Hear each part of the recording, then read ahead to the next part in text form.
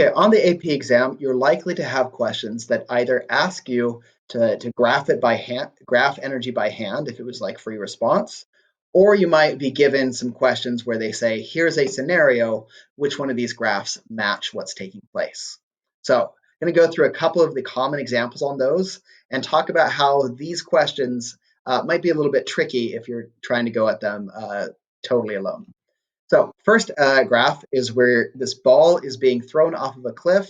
It has an initial horizontal velocity, and you can see that as it falls down, it would be going faster and faster and faster. So that's pretty easy on the position versus, or the energy versus y position graph. We know that it's starting with some initial kinetic energy. My kinetic energy is blue. Again, it has kinetic energy because it's starting with horizontal velocity. But then its velocity is just going to increase over time as it falls faster and faster and faster. Yeah. So we can also see that from the position versus time graph. From the position versus time graph, it's going to I guess I'll draw it here. Yeah, draw it there. Gravitational potential energy maybe is where I should have started. Mg delta y. We know that if it's fallen halfway, it would have half as much energy. If it's fallen all the way, it would have zero energy. So here is my position versus time graph. And my kinetic energy graph has to follow the exact opposite shape because the place where my gravitational energy is going is being transferred into kinetic energy. So my total energy would be constant. And I'm drawing it up here because if I had 1 unit of kinetic and 3 units of gravitational, then I'm starting up here. And then we can see that as my gravitational decreases, it's converting into kinetic energy, but I always have the exact same amount of energy. From the energy versus time perspective, as time passes, the ball is going to be traveling faster and faster. And since kinetic energy is based off of a v squared term, the change in velocity is actually linear. But since velocity is squared in kinetic energy, we would start at some original energy, but then our energy change would actually be exponential here. So that's why I have this exponential curve, because while v is proportional to time, v squared would actually be an exponential increase. My gravitational potential then is going to follow the exact opposite trend. I'm going to be falling faster and faster over time. So you can see that just like a position versus time graph would have this shape, if we imagine that this was mg delta y, since my delta y is falling off faster and faster and faster, my graph would look like that. And then my total energy should still be the sum of the two. And it should stay constant because I'm not losing or gaining total energy. I'm just moving my types of mechanical energy around in the problem. So you can see that right here, I had 2 of each, and I still have 2 of each. I have 1 there, 3 there, so 4, and it works out pretty well for freehand yet. For my energy versus my horizontal position, well, horizontal position is equal to the initial horizontal velocity times time, which means that position and time have a linear relationship. So my blue graph, or my final graph, this one here, should have the exact same trend that we just explained on our other graph. Okay, so there's some common graphs. Notice though that for all of these, I started with kinetic energy. This would be different if the ball was just dropped, because if it was just dropped, it doesn't start with any kinetic energy. The only reason it has kinetic energy is because that horizontal velocity is going to stay with it always. Starts with some horizontal kinetic energy, and then that extra vertical velocity it's adding is giving it more and more kinetic energy as we go. Okay, next one, we have a planet that's going around the sun in this elliptical orbit.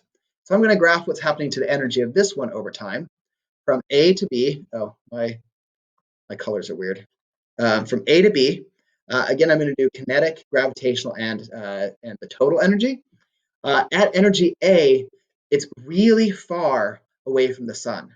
So since it's really far away from the sun, it's going to have a lot of gravitational potential energy, but that means that it's not going to have as much kinetic energy. It's still moving. It definitely didn't stop. So it doesn't have zero kinetic energy, but it is going to have a lower kinetic energy at that spot because it's been slowing down as it was moving away from the sun. And then as it starts getting closer to the sun, we're going around this way. As it starts getting closer to the sun, it's going to start speeding up, speeding up, speeding up. And we'll get a graph that looks kind of like that. Oops. I should have B here at the top. And then it comes back down to A. So it speeds up, speeds up, speeds up, and then it starts slowing down. If we think about it in energy term or forces terms, at this point, its displacement is that direction. The force of gravity acting on it is that way. So you can see that part of the force of gravity is taking energy out of the system. So my kinetic energy would be decreasing. For gravitational potential energy, though, there's something really different happening here that I need you guys to understand. The formula for gravitational potential when we're talking about something in space has this weird negative sign, which means actually I'm always going to only have negative gravitational potential energy anytime that I try and apply this particular equation, and especially if I'm doing anything involving space. So I'm starting with something negative at A, but that's my greatest possible value. As I get closer to B, I'm closer to the sun, which means I'm actually going to be, I don't really want to drop that far down. I'll do it way up here. As I get closer to B, I will lose, oops, that's kind of ugly shaped. As I get closer to B, I'll lose gravitational potential, and then I'll come back up to A up here and have the same thing. So you can see that gravitational potential energy is decreasing as I get close to B and then increasing again when I get to A. The fact that it's on the negative side, I don't want to throw you guys too much because it is following the trend we would expect. It's going from lots of gravitational potential to only a little bit of gravitational potential and then going back out to lots of gravitational. At the same time that's happening, the kinetic energy is following the opposite curve. And so my total energy would be, I don't know exactly where it would be because I didn't draw this graph that well, but it would be something like there.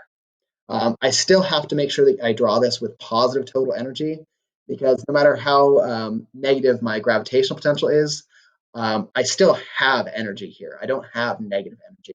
There's some positive value of energy total.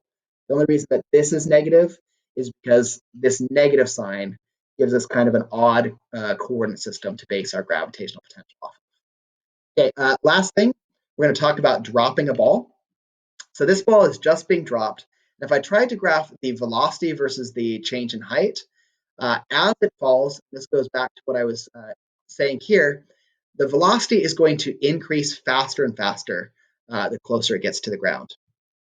We can justify that with something involving, say, energy equations. We could say that mg delta y is equal to 1/2 mv squared. The masses cancel, and I get g delta y is equal to 1/2 v squared. And you can see that as y increases, the v squared would have to increase even faster. This is a like y equals x squared type scenario. So my graph would look something like this. But I don't want that graph. I want a linear graph. So if on the AP exam, they might ask you guys to linearize this graph. And to linearize graphs, you always want to graph after you've figured out the relationship between your values. You want to graph them as they appear in the formula.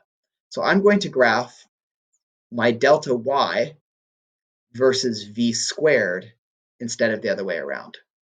And if I do that, if I put v squared on this axis, and I put g on this axis, I'm sorry, not g, delta y on this axis, then I would get a linear graph.